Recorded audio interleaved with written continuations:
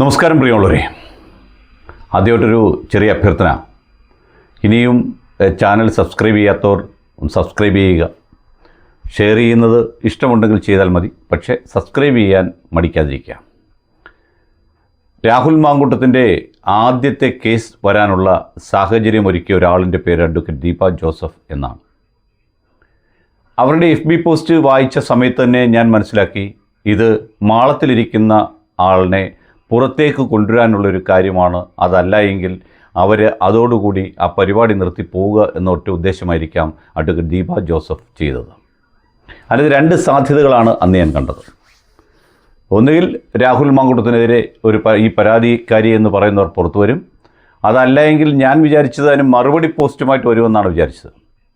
പക്ഷെ അതെല്ലാം കടത്തി അവരെ മാളത്തിൽ നിന്ന് പുറത്തെത്തിക്കുവാൻ അത് സാധിച്ചു എന്നുള്ളതാണ് അതുകൊണ്ട് മനസ്സിലാക്കുന്നത്.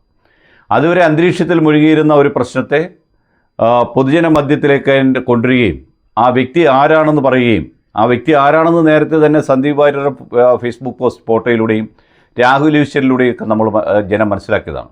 എല്ലാവർക്കും, തിരുവനന്തപുരത്തുള്ള മിക്ക ആൾക്കാർക്കും, കേരളത്തിലെ മിക്കവാറും എല്ലാ ആൾക്കാർക്കും അറിയാവുന്ന ഒരാളായിരുന്നു എന്നുള്ളത് എല്ലാവർക്കും അറിയാവുന്ന സത്യമായ ഒരു കാര്യമാണ്. അത് പകൽ പോലെ വെളിച്ചവുമാണ്.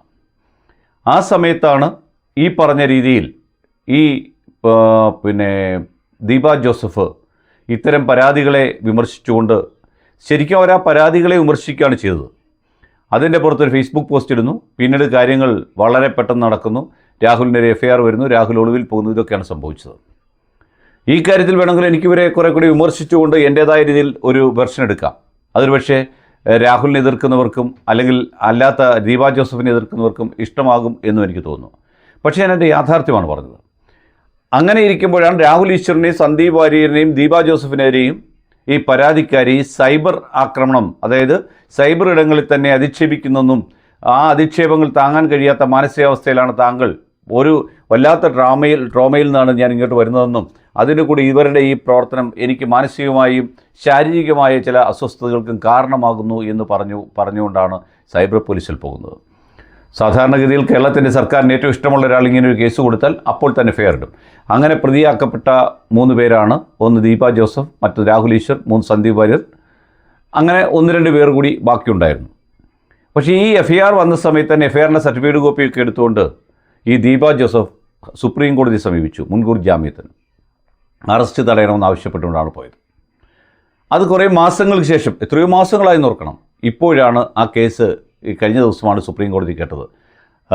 ചീഫ് ജസ്റ്റിസ് സൂര്യകാന്തിൻ്റെ ബെഞ്ചിലായിരുന്നു കേട്ടതെന്നാണ് ഞാൻ മനസ്സിലാക്കുന്നത്. അതിൽ സംസ്ഥാന സർക്കാർ ഒരു സീനിയർ കൗൺസിലറെ വെച്ചിരുന്നു, ജയ്ദീപ് ഗുപ്തയെ.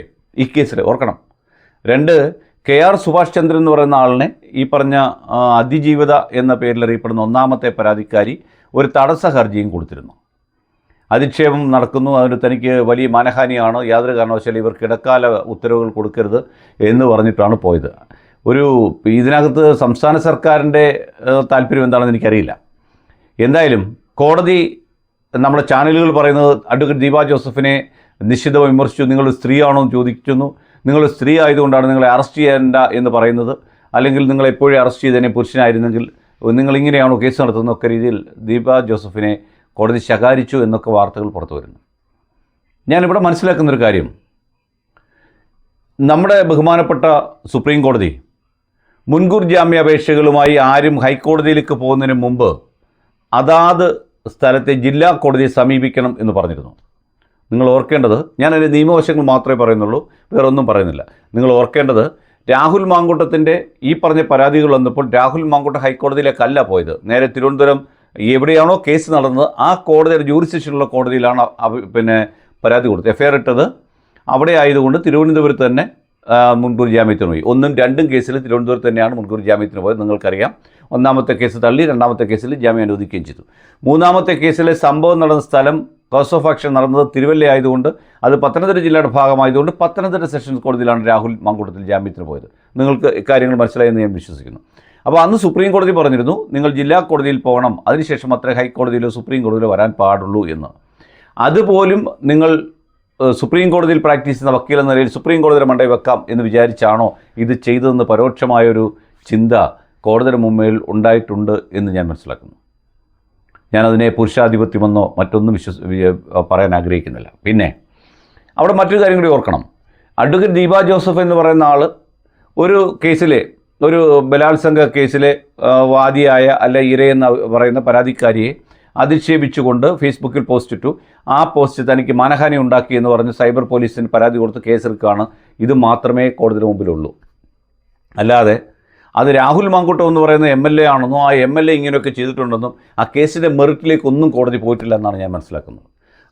ഞാൻ പല പ്രാവശ്യം പറഞ്ഞിട്ടുണ്ട്, മുൻകൂർ ജാമ്യമായാലും ജാമ്യമാണെങ്കിലും ഫസ്റ്റ് അത് കൊടുക്കുക എന്നുള്ള കോടതി ചിന്തിക്കുന്നത്. ആ സാഹചര്യത്തിൽ അതിൻ്റെ നിയമവശങ്ങൾ മാത്രമേ കോടതി നോക്കാറുള്ളൂ. അല്ലാതെ പീഡിപ്പിക്കപ്പെട്ട ആൾ ഇന്നാരാണെന്നോ പീഡിതനായി വന്ന ആൾ ഇന്നാരാണെന്നോ ഒന്നും കോടതി നോക്കാറില്ല. അത് രാഹുൽ മാങ്കൂട്ടത്തിൻ്റെ കേസിലെ ഇരയായതുകൊണ്ടോ പരാതിക്കാരി ആയതുകൊണ്ടല്ല. രാഹുൽ മാങ്കൂട്ടം എന്ന വ്യക്തിയായാലും വേറൊരു വ്യക്തിയാണെങ്കിലും ഇതേ കാര്യം തന്നെ സുപ്രീം കോടതി ഇക്കാര്യത്തിൽ ചെയ്യാൻ പറ്റത്തുള്ളൂ. അപ്പോൾ സുപ്രീം കോടതി ഇത് എന്ത് തരം പീഡനമാണെന്നോ ഇത് ക്രൂരബലാത്സംഗമാണെന്നോ അല്ലെങ്കിൽ ഇതിനകത്ത് ഗർഭഛിദ്രം നടന്നിട്ടുണ്ടോ ഇതൊന്നും കോടതിയുടെ മുമ്പിൽ വന്ന വിഷയങ്ങളല്ല. ഇവിടെ നമ്മുടെ മാധ്യമ സുഹൃത്തുക്കൾ കിടന്ന് ഇതിനെ കഴിഞ്ഞ ദിവസം രാത്രിയിലും പകൽ തൊട്ടുമായി രാത്രി വരെ ഇതിനെ പകലന്തിയോളം എന്ന് വേണമെങ്കിൽ പറയാം ഇതിനെപ്പറ്റി ചർച്ച ചെയ്തപ്പോൾ സത്യം പറഞ്ഞാൽ എനിക്ക് തോന്നി ഇതിൻ്റെ സത്യാവസ്ഥ ഇതാണെന്ന് ജനത്തെ ബോധ്യപ്പെടുത്തണമെന്ന്. സത്യം പറയുക എന്നുള്ളതാണ് നമ്മുടെ ലക്ഷ്യം. അതാണ് മാധ്യമപ്രവർത്തനം എന്ന് വിശ്വസിക്കുന്ന കൂട്ടത്തിലാണ് ഞാൻ. ഇതാണ് ഇതിനകത്ത് പറ്റിയ കുഴപ്പം. ദീപ ജോസഫ് ചെയ്യേണ്ടിയിരുന്നത് രാഹുൽ മാങ്കൂട്ടം ചെയ്തതുപോലെ നേരെ തിരുവനന്തപുരം കോടതിയിൽ പോയി മുൻകൂർ ജാമ്യത്തിന് അപേക്ഷ കൊടുക്കണമായിരുന്നു. സന്ദീപ് വാര്യർക്ക് അവിടെ കിട്ടിയല്ലോ മുൻകൂർ ജാമ്യം, അതുപോലെ അവർക്കും കിട്ടിയേനെ എന്നുള്ളതാണ് സത്യം. അല്ലാതെ അവർ ചെയ്ത ഒരു ഞാൻ സുപ്രീം കോടതിയിൽ പ്രാക്ടീസ് ചെയ്യുന്ന വക്കീലാണ്, അതുകൊണ്ട് ഞാൻ സുപ്രീം കോടതിയിലേക്ക് കൊടുക്കുമെന്നുള്ള അവരുടെ ഒരു ധാർഷ്ട്യം, അല്ലെ അവർക്ക് അന്നേരം ഉണ്ടായ ഒരു മനോനില, അതാണ് അവരെ ഈ വഴിയിലേക്ക് എത്തിച്ചത് എന്നുള്ളതാണ് ഇതിനകത്തെ ഫാക്റ്റ്. അല്ലാതെ അതിനപ്പുറത്തുള്ള ഒരു കാര്യവും കോടതി ചിന്തിച്ചിട്ടില്ല. കോടതി അതിലേക്ക് അതിൻ്റെ മെറിറ്റിലേക്ക് പോയിട്ടില്ല. ഇനിയെങ്കിലും ഓർക്കുക, ഒരു കേസിലും ട്രയൽ കോടതി അല്ലാത്ത കോടതി ജാമ്യം പരിഗണിക്കുന്ന സമയത്ത് ഒരു കാരണവശാലും ഇത്തരം നടപടി എടുക്കാറില്ല. അതിൻ്റെ കാരണം തെളിവുകളോ അല്ലെങ്കിൽ ഈ കേസിൽ എനിക്ക് തോന്നുന്നു ആ കേസുമായി രാഹുൽ മാങ്കൂട്ടത്തിൻ്റെ കേസുമായി ബന്ധപ്പെട്ട ഡയറി പോലും കോടതിക്ക് ആവശ്യമില്ല. അതുകൊണ്ട് ഇതാണ് ആ കേസിൽ സംഭവിച്ചത്. അല്ലാതെയുള്ള എല്ലാ ഇതും ചില കേരളത്തിലെ വലിയ നന്മമരങ്ങളെന്ന് വിചാരിക്കുന്ന ചില വക്കീലന്മാരൊക്കെ അത് കഴിഞ്ഞപ്പോൾ ഇത് വീഡിയോ ഇട്ട് ഞാൻ കണ്ടു. പക്ഷെ അതൊന്നും ശരിയല്ല എന്നെനിക്ക് പറയാനുള്ളൂ. രാഹുൽ മാങ്കൂട്ടത്തിന് 10 കോടി രൂപയുടെ മാനനഷ്ട കേസ് കൊടുക്കാനുള്ള മാനമുണ്ടോ എന്നൊക്കെ ചോദിച്ചാൽ നമ്മൾ ഒരു കാര്യം ആലോചിക്കണം. നമ്മൾ ആരാണെന്ന് ചിന്തിച്ചിട്ട് വേണം നമ്മൾ മറ്റുള്ളവരെ വിമർശിക്കാൻ. അത്രേ അതിനകത്ത് പറയാനുള്ളൂ. നന്ദി, നമസ്കാരം.